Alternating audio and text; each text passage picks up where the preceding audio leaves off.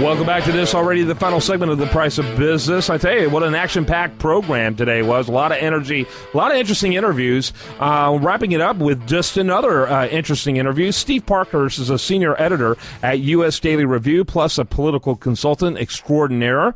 And how'd your races go? Did you have anyone in a runoff that you're working on or with? Yeah, I had a couple yesterday on the ballot, and I don't want to get into name dropping or anything, but yeah, they went well. And it's one of those things where you win some, you lose some, but yeah, overall it went well. Yesterday was pretty exciting all around. Yeah, absolutely. And talk a little bit about a couple of really big races. Obviously, the most interesting one is probably Ted Cruz beating David Dewhurst. Outspent multiples. Unbelievable how many dollars he was outspent. A man who in first of this year, 8 months ago, had minus 2% name ID in the state of Texas, which I don't know how you do that, but he insists he did, according to, the point was no one knew him. Everyone knew David Dewhurst. And the more they knew David Dewhurst, the less successful he was.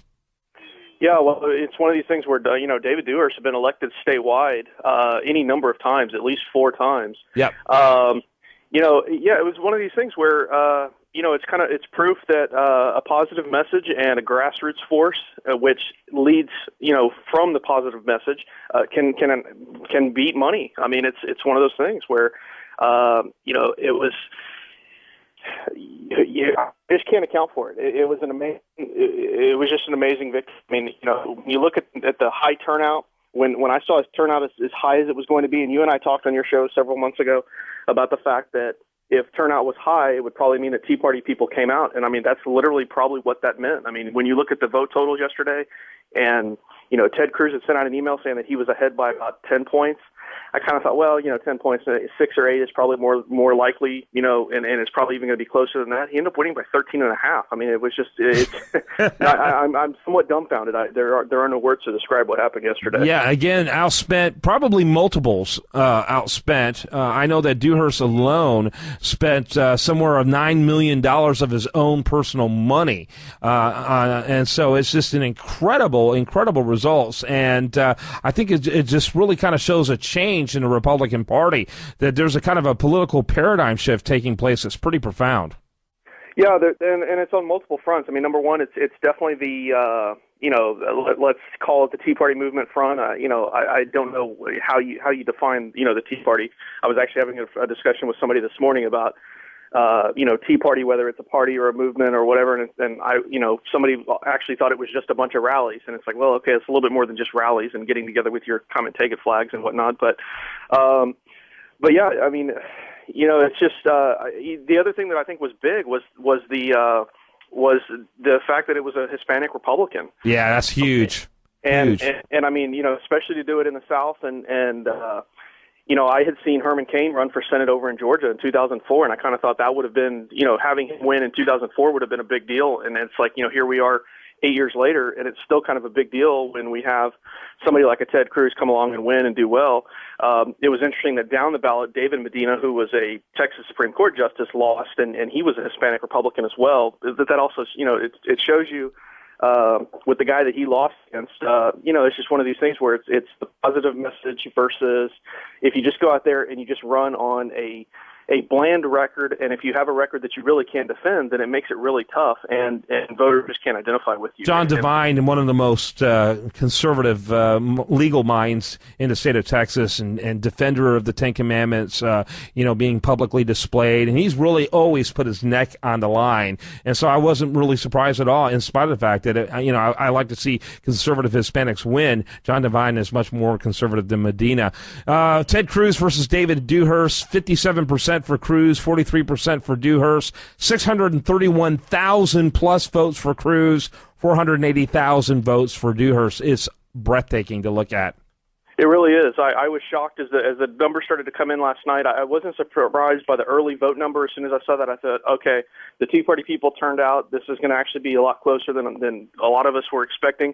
But then throughout the night, as the election results were coming in, that number just kept growing and growing. And I had called it on my Twitter account. I called it at 21.5%, because at that point you could just tell that the number wasn't coming down. That if the trend was staying the same, that that Cruz was actually winning election day as well as early voting, then it was going to be over pretty quick, and it certainly was.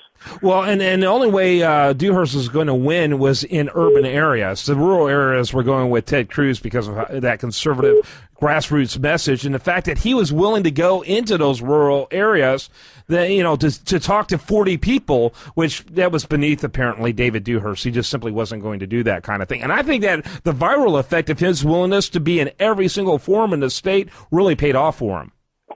Yeah, no, it's absolutely true, and that's one of the things that I started to hear in the last month when people started to say, well, this is why Dewhurst might lose.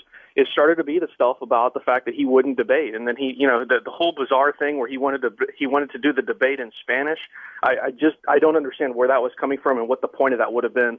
Yeah. Other than he was trying to score cheap political points because Cruz doesn't speak Spanish. But it was just, it's almost the perfect storm. I mean, literally there were just so many things. But I mean, it goes back to what you were saying. You're right.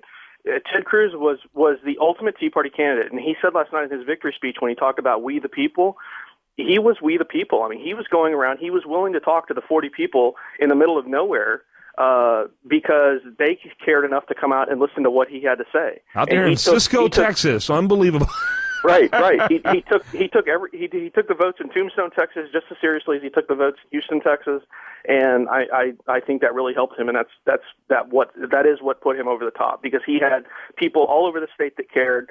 I'll give you an anecdote, and I mean, this as a former political consultant. In Houston yesterday and the day before, you could see that at the polling places, you could tell that it was that the grassroots people for Ted Cruz were the ones that were out doing the work, and that David Dewhurst people were the ones who were kind of.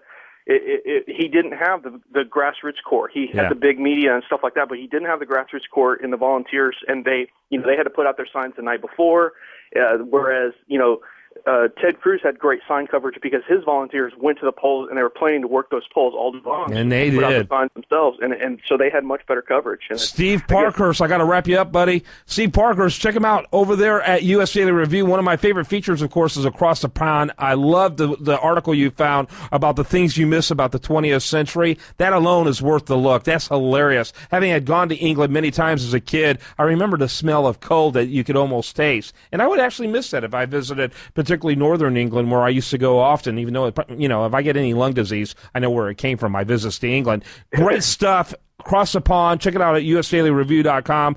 Thanks for being with us. You bet. Talk to you next time. All right. Remember, the best content here, like this interview, that shows up over there at usdailyreview.com. Make sure you check that out. Make sure you have a great rest of your day, but spend it right here.